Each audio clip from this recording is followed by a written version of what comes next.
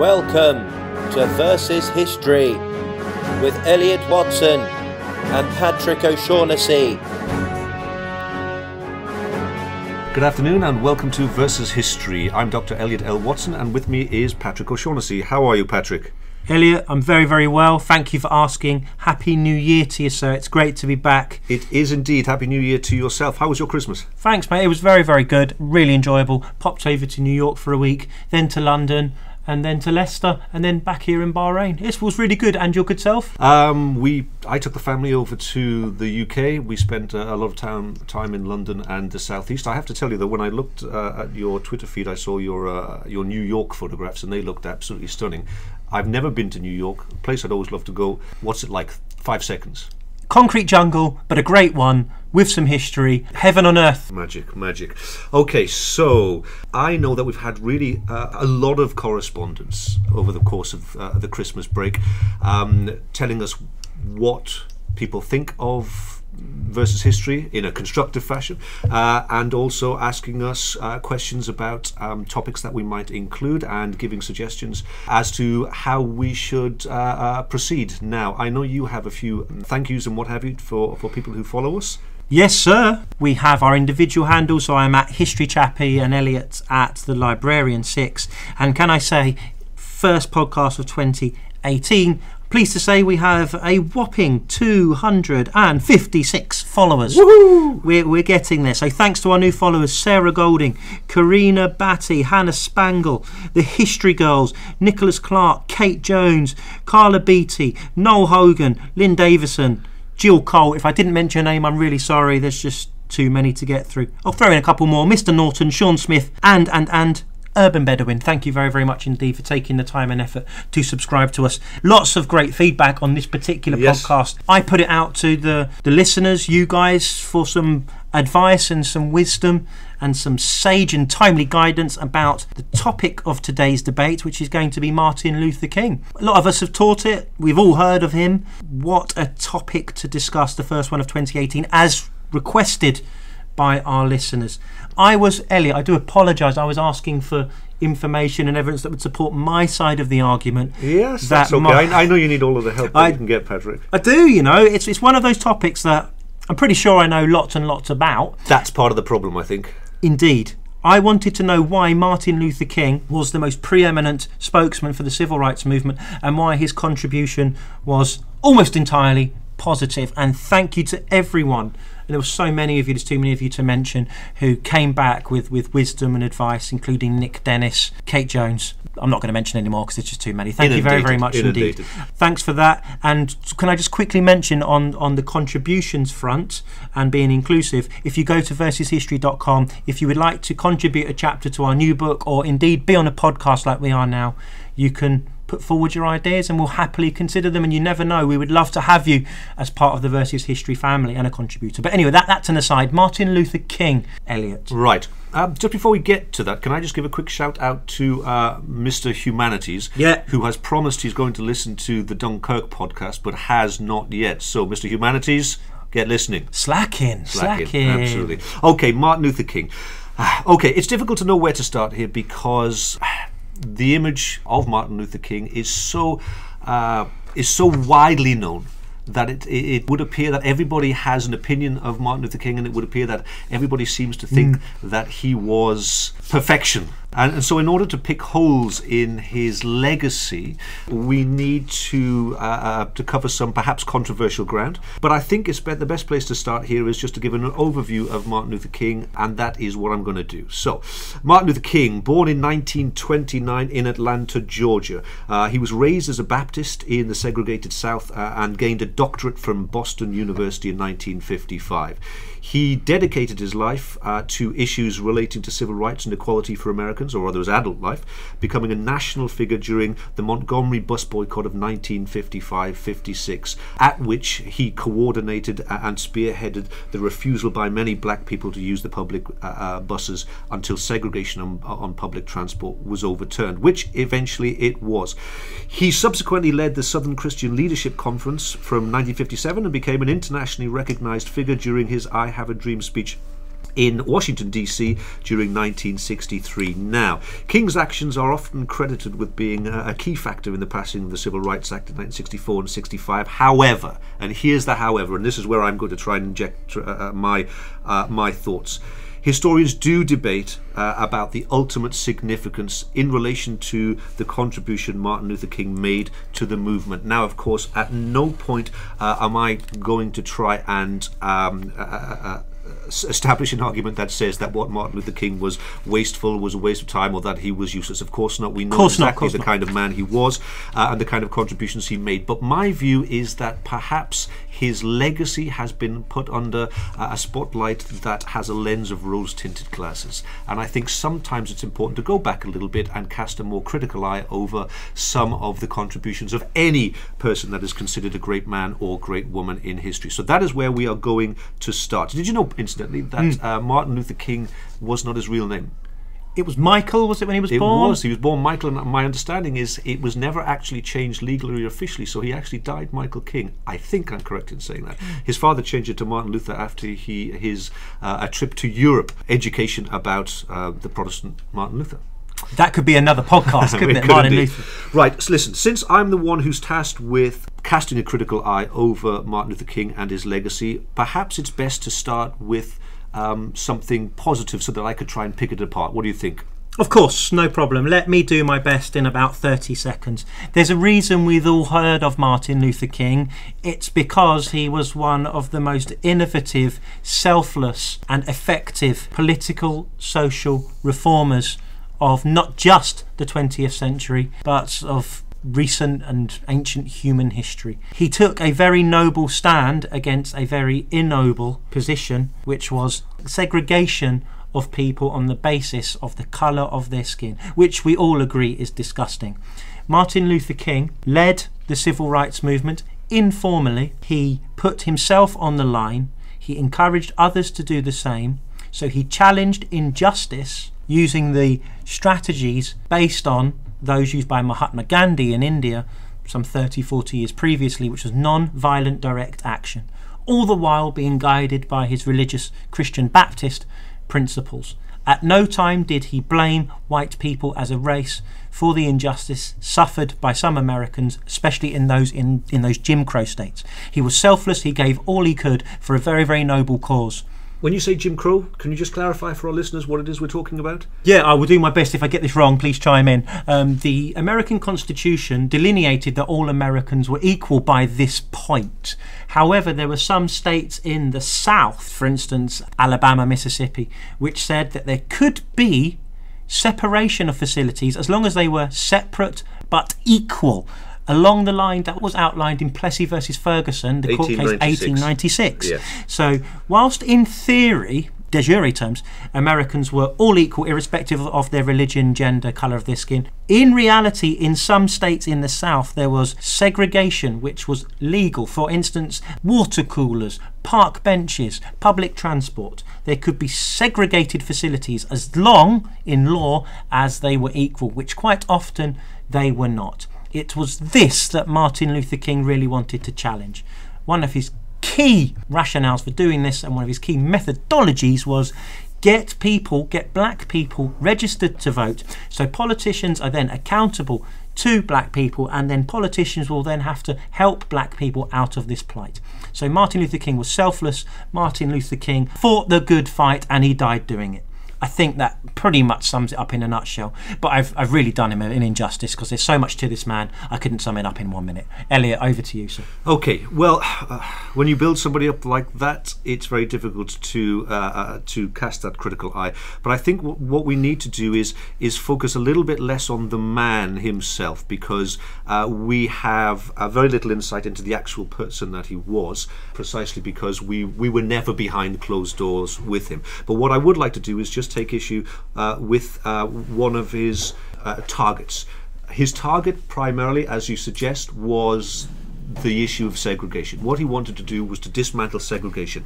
Now, there are a couple of things here. One is segregation only occurred in the South, so by no means was his goal a nationwide goal, and therefore we must, at this point, demonstrate that there are constraints into what he could possibly achieve in that area. So he targets segregation, he also targets voting rights, but we'll come to that in a second. So where is his first application of his philosophy against the issue of segregation, Patrick? Where is it? Montgomery Bus Boycott, as far as I am aware. Okay, so the Montgomery Bus Boycott, which takes place in 1955 and 1956. Well, how does this start? Because there's a very storied background to the Montgomery Bus Boycott. Yes, indeed. As far as I'm aware, well, I'll give you a very, very quick overview. In Montgomery, that was one of the states where public transport facilities could be segregated. Or, essentially, in terms of the buses, if you were black, you had to vacate your seat if a white person got on the bus and there were no seats left for white people. There was a young lady called Rosa Parks, although there were others before her.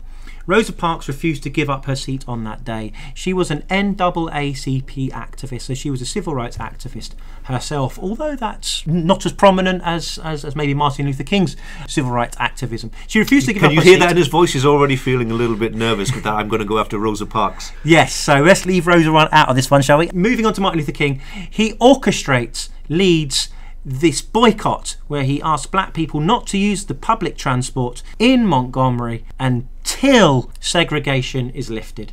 After 10 months, there was a Supreme Court decision which said segregated public transport was illegal. I think the key thing for me from Martin Luther King here, he not only starts and catalyses this boycott, he then leads it through and sees it through to a successful conclusion, largely because of his oratory, his fierce rhetoric, and his ability to organise alternatives for black people who still needed to get to work. Can I just, I want to focus on his contribution to the Montgomery Bus Boycott. We tend to look at the Montgomery Bus Boycott as this seminal moment in not only the civil rights, the process of civil rights, the process, the march towards equality, but we also tend to target this as the origin of Martin Luther King's prominence on the national stage and the world stage. Now, here's what I would say. There are a number of problems here. One is we tend to conflate the notion of peaceful protest and bus boycotts with the arrival of Martin Luther King on the stage, and as a result we tend to raise him up and say, look what this man did in Montgomery. But we have to remember a number of things. The first one is there are a number of historians that challenge the significance of Martin Luther King's contribution to the Montgomery Bus Boycott. Yes, he was head of the Montgomery Improvement Association that essentially organised the bus boycott, but historian Morris, he says that there must be a challenge to this idea that the civil rights movement began in Montgomery and ended in Memphis. He called it the Montgomery to Memphis timeline. What we need to remember is this: there were any number of bus boycotts, transportation boycotts, sit-ins prior to his involvement in the bus boycott in 55, but then later the Greensboro sit-ins in 61. And this idea that somehow he invented, whether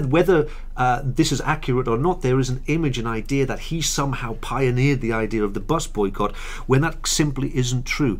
In Louisiana in 1953, in what became known as the Baton Rouge bus boycott, this concept of non-violence was already had a precedent there, and it was under the direction of Reverend T.J. Jemison, the Louisiana boycott, which amounted to a considerable change. So really what Martin Luther King is doing here is simply continuing a timeline, or continuing an arrow, a direction that had already started well before him. I completely agree with that, and that's one of his most famous strengths, actually. Martin Luther King never took, as far as I'm aware, credit for inventing or pioneering these strategies. He was influenced by Jesus and the Bible and his non-violent philosophy. That was the core of his action. He was also influenced heavily by Mahatma Gandhi's peaceful protests in India, Satyagraha, against the British. That's what makes him all the more a clever strategist. I'm going to quote Thomas Jackson, Associate Professor of History at University of North Carolina. He was the civil rights revolution's most famous strategist. Not, I would say, an inventor. I would say that's a core strength. He sees what works, deploys it successfully. But we are historians, and history tends to see him, particularly when we talk about secondary school history, in the secondary school tends to see him isolated as the man above the overseeing the entire civil rights platform, and as such the intricacies and the complexities of whether he was actually the originator of these kind of ideas is almost lost, where people just assume bus boycott, he developed it, his idea, sit-ins, his idea, peaceful protest, not Gandhi's, his idea. And I think that's important here. It does detract from the contributions of others. The Student Nonviolent Coordinating Committee, for example, the SNCC, has perhaps a greater claim to contributing to desegregation, as more than 100 cities are engaged in at least some form of desegregation of public facilities in response to these student-led demonstrations that were entirely unrelated to Martin Luther King. In fact, historian Carson, he contends something perhaps even more radical. He says that if King had never lived, the black struggle would have followed a similar course of development. Even King himself said that he just happened to be there. So I think we do tend to view his contribution and him as a man with rose-tinted glasses that perhaps it just doesn't warrant. Perhaps the fault of our perspective does not lie with Dr. Martin Luther King, however.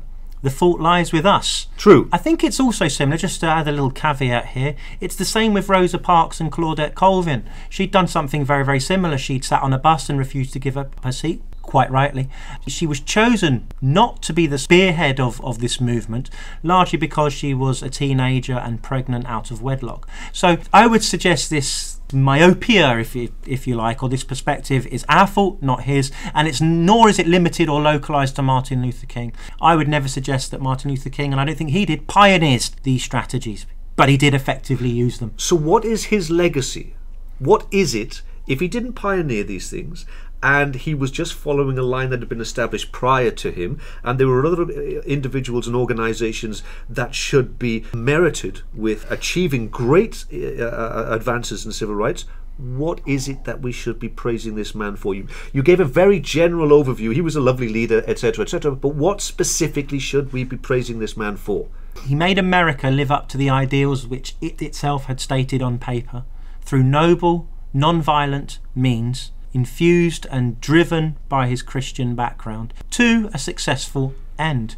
By the time he was assassinated in 1968, the Civil Rights Act of 1964 had outlawed all Jim Crow segregation and discrimination, and the Voting Rights Act of 1965 had ensured that black people had the right to vote. So I think if we just move slightly away from the strategies to the outcomes, that's wherein our view of Dr. King maybe should go, or our analysis. If we focus too much on the method, we're gonna lose focus of the outcomes. I've never claimed, and I don't think Dr. King did, that he pioneered, invented, created these strategies, but he did utilize them peacefully, he did utilize them persistently, and he did utilize them effectively. And furthermore, SNCC borrowed strategies from him.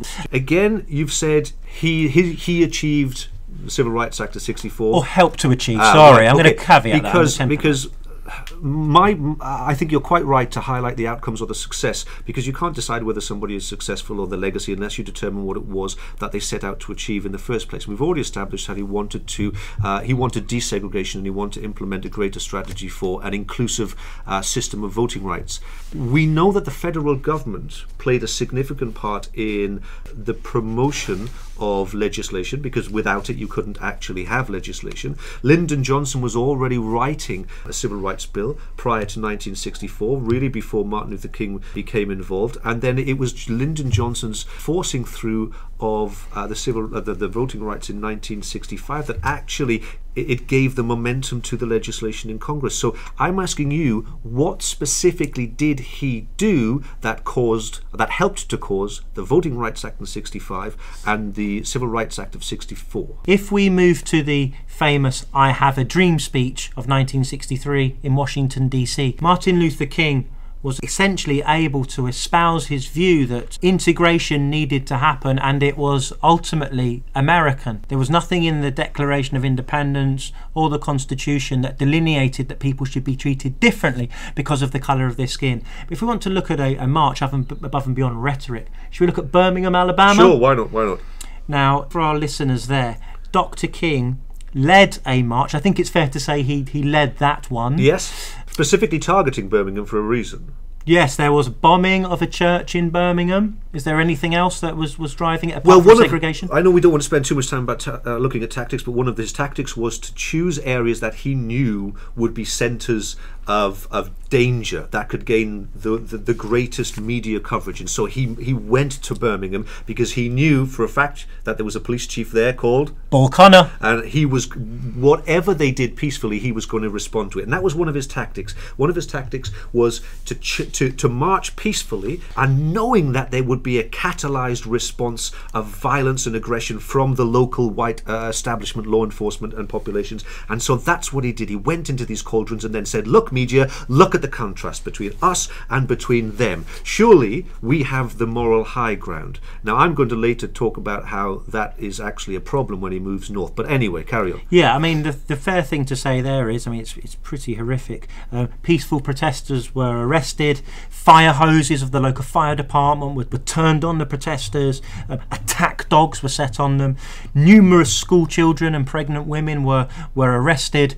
This was a horrific event. When Martin Luther King was arrested, as you have said, Elliot, he did know that there would be negative effects for some of those arrested, but he, I think, envisaged that the media frenzy, the international media frenzy that this would generate, would reflect badly on the government and make it almost imperative that the government act and put into place some legislation to ensure that this sort of thing couldn't happen again. Incidentally, if we're looking at it in its micro form, Eugene Bull Connor was sacked. And can we call that a success? Well, not if you've had an attack dog set on you, maybe for you and your person. But overall, it must have, I would contend, have contributed in some way to inspiring or impelling or ensuring that federal government got its act together and got some legislation in place, which in 64 it does, Civil Rights Act, 65 Voting Rights Act. Right. There's no doubt that Birmingham had an impact. Absolutely no doubt. We know that when he was in prison, he wrote and then secreted upon his person, and then outside of the jail, his very famous letter from Birmingham jail, where he basically outlined his non-violent approach, but that they would wait no longer. Now, there's a couple of things about injecting people into these ferocious environments. One of these is that it was either at Birmingham, it escapes me now, it was either at Birmingham or it was at Selma. He used children, and there were children that were on the front lines of these protests that ended up with the fire hoses set on them and the dogs set on them. Now, I'm not so sure about the ethical value of that, but we'll leave that behind. Here's the thing. When you are confronted by outright, visible, tangible racism, then it is easier to get a response. When he takes his same approach, so this Christian idea of peaceful protest to gain equality between the races, when he takes this approach to the north, we have an entirely different value to his efforts, because essentially from that point onwards, when he begins to target the north, he's onto a loser. And I think that's something that we don't really talk too much about. Now, I'd like to say a little bit more about this, but do you want to just jump in for a second? Yeah, just for a second. I think it's pertinent here to give a quote from Martin Luther King himself about his tactics at Birmingham, Alabama. "We are forcing our oppressor to commit his brutality openly, in the light of day, with the rest of the world looking on. To condemn peaceful protesters on the grounds that they provoke violence is like condemning a robbed man because his possession of money caused the robbery." I'm not going to comment on that. I'm going to let it speak for itself. Back to you. Right, okay. So, I'm going to turn my attention to the north now. Could I just, before you do, because that's going to come a little bit later, in terms of Martin Luther King injecting people into ferocious situations, can I just say, following the Bloody Sunday march in Selma in 1965, Martin Luther King actually turned back the second march so as to avoid bloodshed, and this really annoyed the more sort of radical elements of his own side. But can I give you a quote? "His restraint probably helped President Johnson force through a voting rights bill." So can we just say Martin Luther King did not always do this? He did not want anyone to actually come to harm. We cannot blame victims of the violence for the violence itself. If you commit violence, that is your fault. I think we can probably acknowledge that, and we can move on. Let's move north. Let's move north. Okay. there is almost a line in the sand. There's a Mason-Dixie line that runs from west to east across the United States. And as soon as Martin Luther King turns his attention to the northern states, that's where his reputation, according to my thoughts, founders almost irreparably, because his attention initially in the South was on segregation and it was on voting rights. These are visible and legal constraints and inequalities that can be tackled legally and visibly. When he moves to the North, we have no segregation. There's no segregation in the North, and most of the racism that is experienced by the black community in the North is de facto. Yes. It is unseen, or it is intangible. It is more related to socio-economic and socio-cultural conditions, and these are the things that can't really be challenged in the legal system. And as a result, his belief in peaceful protest to bring action, not only could it not really bring any action, precisely because what action can you take against a landlord who seems to refuse to allow blacks to rent in his house? I'm not so sure. But here's another thing. The black community in the North, they were entirely unfamiliar with Martin Luther King. Their background, urban, impoverished, poorly educated, and in need of immediate solutions to socio-economic conditions, they saw him as someone who could not possibly empathize with their position. He used Christianity. They weren't really interested in that. He used peaceful protest. They wanted a resolution to their situation now. He used the legal system. How do you challenge invisible racism? I'm just going to say one more thing and then I'm going to move on. It's very difficult to legislate for attitudes. I think that's very, the key, very difficult. That's right. So when he moves north, he brings the same tactics that he used in the south, and they don't work. There are fewer cauldrons in the north into which you're going to, or furnaces as we used, into which he's going to inject black peaceful protesters, because in the north the police they were more regulated and less overtly racist, so they actually protected the protesters as opposed to jumping all over them. That means you don't have your media firestorm. That means you don't have any action. Over to you. Bingo. I'm just going to thank you very much for that. Appreciate it. I'm just going to take a little step back. 64, the Civil Rights Act was passed. In 1965, the Voting Rights Act was passed, which, if we remember, if we go back to the start of this podcast, they were Martin Luther King's two overriding initial goals. Get black people treated equally in the eyes of the law, so America lives up to what is put on paper, and get black people the right to vote so politicians are accountable to them. Once that's been achieved in 1965, I think it's very, very difficult for Dr. Martin Luther King, because where does he go now? I suppose he's got a choice, isn't he? He can either stop campaigning and become a purely religious man, we know as a Baptist reverend, or he can take up the fight for economic and social empowerment for Americans of all colours, for poor people. Am I right in saying it's 1965 onwards when he goes north and really sets up there? It's pretty much. Yeah, so chronologically that tallies with when his legislative goals have been met.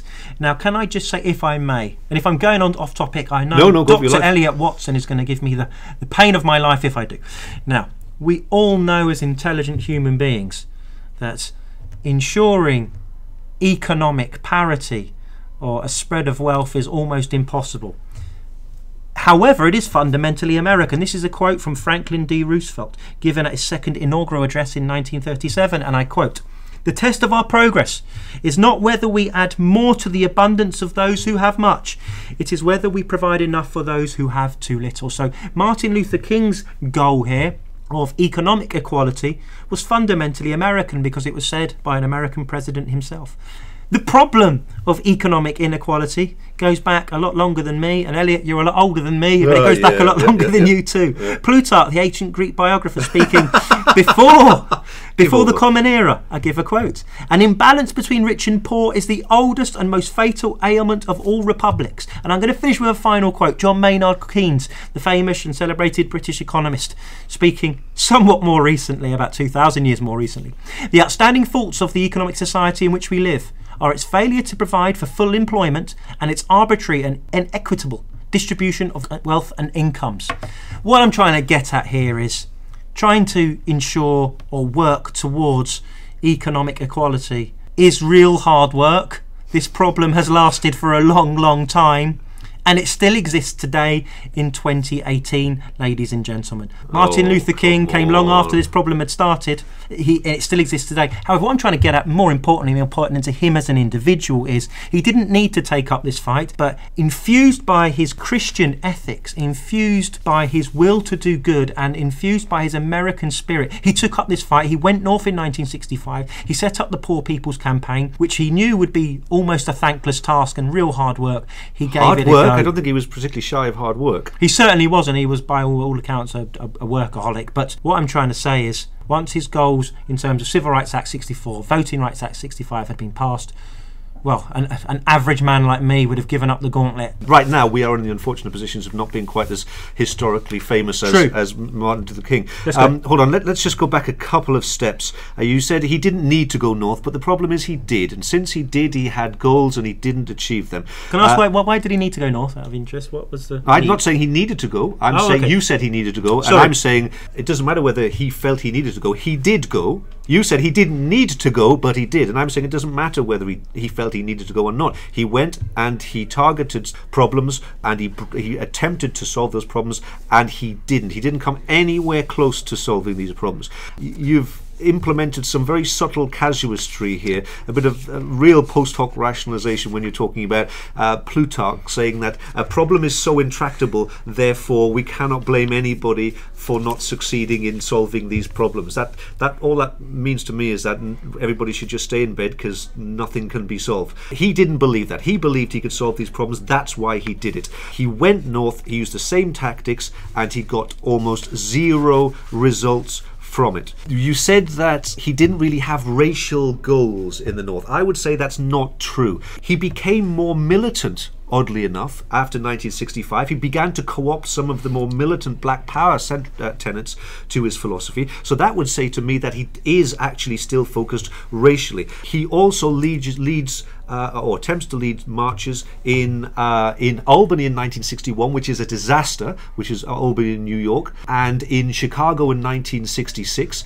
He is there. He is targeting black poor neighborhoods. He's not targeting multiracial neighborhoods, but of course he does have vast conversations with the Chicano League and what have you. But my point is, what is my point? He goes north and he applies the same tactics to different problems. They don't get solved. They just do not get solved, and then his legacy begins to crumble, is my contention. I hear you. Thank you very much indeed.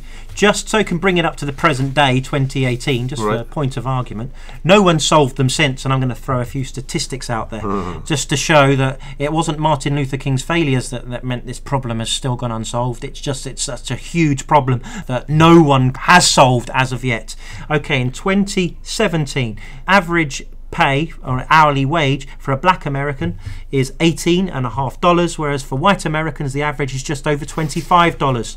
Retirement savings, the share of households with retirement savings or retirement accounts, black Americans 40%, white Americans 65%. Student debt, the remaining amount after 4 years of graduation, black Americans over $50,000, white Americans just over 28,000. And the final statistic I'll throw at you, quite a key one because the English are obsessed with this, and I am English. Home ownership rate. Black Americans 41.3%, white Americans just shy of 72%. So this is an intractable problem that just hasn't gone away for any society. Didn't stop Martin Luther King having a go though. Just want to throw in why he might have done this. We can only speculate because I'm not Martin Luther King, but I think he was compelled to do this by his Baptist faith. Now in the Bible, I'm going to quote a man called a very, very famous social campaigner, Jim Wallace. There's no more central theme in the Bible than the immorality of inequality. Jesus speaks more about the gap between rich and poor than he does about heaven and hell. So that's maybe a key driver, a causal factor in Martin Luther King doing this. But to finalise my point, Resurrection City, 1968. One of the sort of lesser known parts of Martin Luther King's time in the North. That is set up, essentially it's a build-in protest, we can call it. It was a protest organised by Martin Luther King and Ralph Abernathy in the North trying to highlight the inequalities of wealth. Now, when Martin Luther King is assassinated in Memphis, Tennessee, following his assassination, this one particular protest really fades away and ebbs away. The energy goes out of it. And I think what we can say there is, in terms of delineating and ascertaining Martin Luther King's contribution, after Martin Luther King is assassinated and he's no longer there to lead this protest and guide it, it falls apart. So whilst Martin Luther King may have been less successful in the North, let's look at the gravity of the problem he was facing, and where we can measure his individual impact, Resurrection City, let's look at what happened after he died. It fell apart. What would you like to say about that, Elliot? I know you're dying to come in and all Well, you know, Resurrection City, understood. Resurrection City is simply, to my mind, it's very reminiscent of the Bonus Army in 1932. They were actually inspired by the Bonus Army, Yeah. I think. And so again, we have this idea of continuity.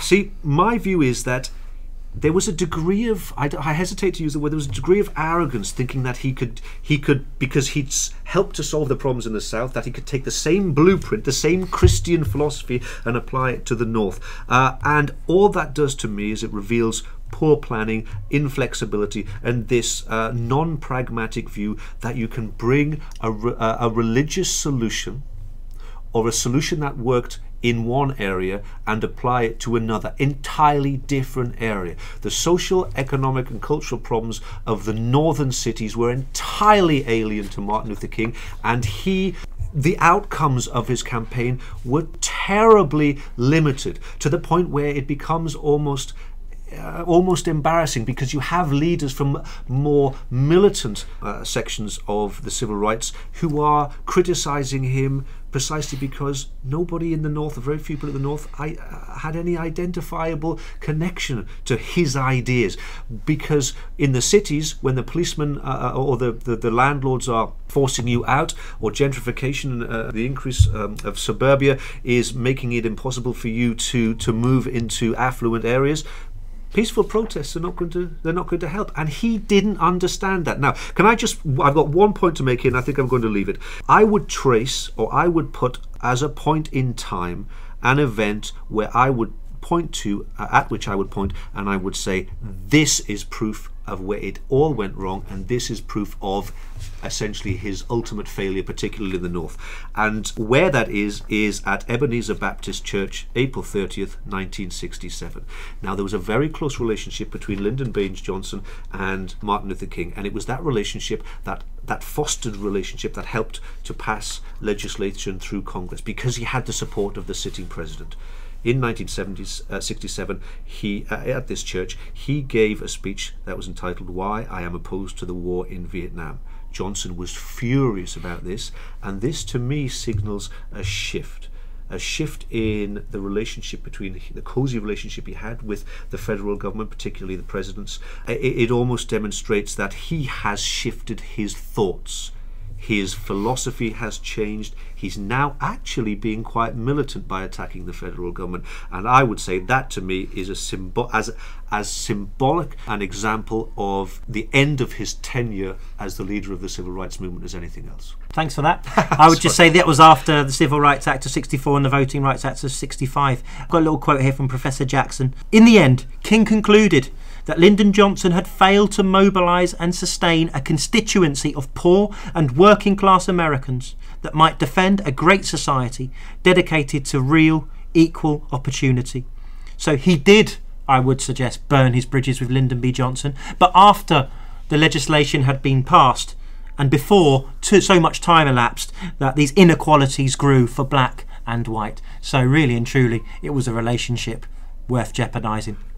Don't forget there was a Civil Rights Act in the making that arrived in 1968, so there was still one on the table. There was. And I think, shall we conclude? Martin Luther King was assassinated. Think so. I visited there last summer, the hotel. Did you? In Memphis, Tennessee. Yeah, it was one of the most, really and genuinely, one of the most moving places I've ever been. One of the most impactful experience I've ever had.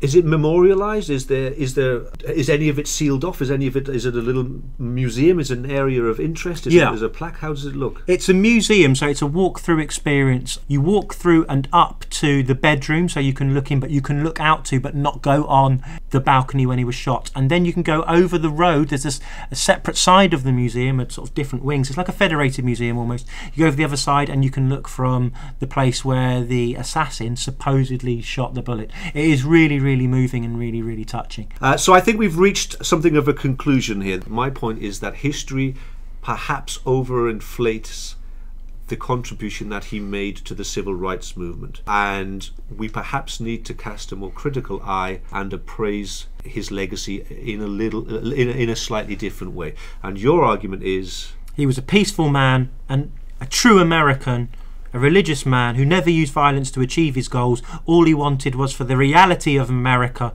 to live up to what America had said on paper. And in terms of him as an individual, he said, I might not get there with you. Yes, he did. Although he does, as we all do, deserve a critical appraisal, because it's refreshing and it's energising and it's great for history. It is very good for history. I tell you what is also good for history is I would suggest that anybody interested in getting perhaps a little bit behind the man, there are some recently released FBI files about Martin Luther King and his actual personal life. And if you can separate J. Edgar Hoover from those, maybe you don't need to, but it does give an interesting insight to just how important Martin Luther King was to the establishment, so much so that they wanted to wiretap him, but also it gives you a really interesting insight into his personal relationships. Indeed. There's also some FBI files on Malcolm X and the Nation of Islam, which... Oh, interesting that you say that, Patrick. Bada bing. Well, next week it is another civil rights activist, Malcolm Little, aka Malcolm X, aka El Hajj El Malik El Shabazz. I think that was his Arabic name. So that's where we're going next week. Well, I really enjoyed that, Elliot. That was very good fun. That made me think that's fantastic to put a critical appraisal to something that someone that everyone has heard of, and I really enjoyed it, and it's thoroughly worthwhile doing. Thanks to all the listeners. Thank you very much, and Mr. Humanities, don't forget Dunkirk, please. Yeah, and everyone else, please keep subscribing. Tweet us at Versus History. Thanks very much, Elliot. Thanks very much, listeners. Goodbye. Bye. Thank you for downloading and listening to this edition of Versus History. Subscribe. Visit us at our website www.versushistory.com.